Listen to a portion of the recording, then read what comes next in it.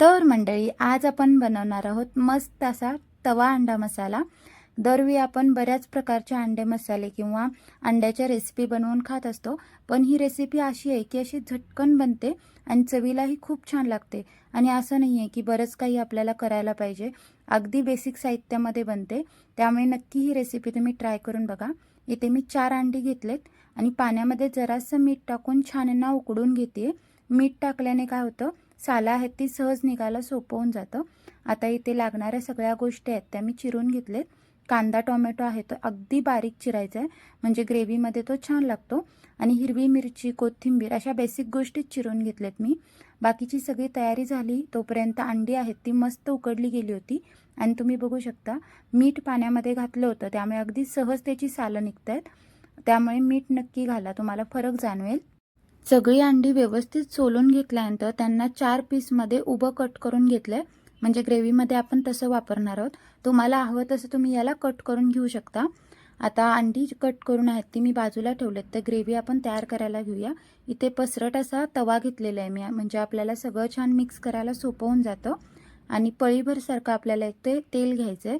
तेल चांगलं गरम होऊ द्यायचं, मग याच्यामध्ये मोठ्या आकाराचा बारीक चिरलेला कांदा घालायचा आहे, ओली मिरची, आलं लसूणची पेस्ट घालायची, कोथिंबीर घातलेली, त्याने खूप छान चव येते।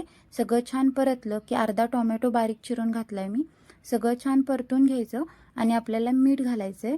मीठ घातल्यानंतर टोमॅटो आहे तो मऊ पडायला सोपं होऊन जातं आणि ग्रेव्हीमध्ये तो छान मिक्स होतो, त्यामुळे मीठ घालायचं। सगळ्या रेसिपीला लागणारं मीठ आहे ते मी ह्या स्टेजला घातले।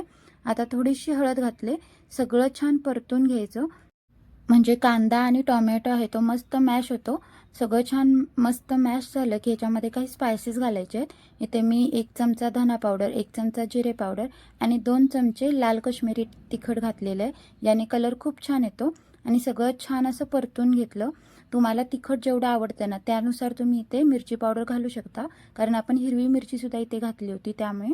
आता सगळं छान परतून घेतलं की अगदी अर्धी वाटी जरा जरा करून पाणी घालून ही ग्रेव्ही आहे ती मस्त शिजवून घ्यायची आहे।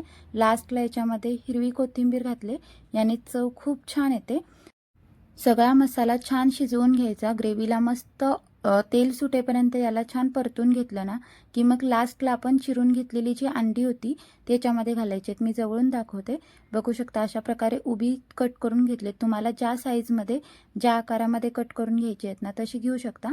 आता मात्र अगदी अलगद हाताने आपल्याला याला मिक्स करायचं आहे, म्हणजे अंड्याला सगळ्या ग्रेव्हीचं छान कोटिंगही झालं पाहिजे आणि खूप जास्त ती तुटलीही नाही पाहिजेत। अशा पद्धतीने याला छान असं मिक्स करून घ्यायचं। लास्टला मी पुन्हा ओली कोथिंबीर टाकले, याने खूप छान फ्लेवर येतो आणि मस्त असा तवा अंडा मसाला आपला बनवून तयार झालेला आहे।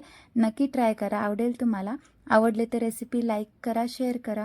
अशाच रेसिपीसोबत आपण पुन्हा पुन्हा भेटू, तोपर्यंत खा प्या मजा करा, बाय बाय।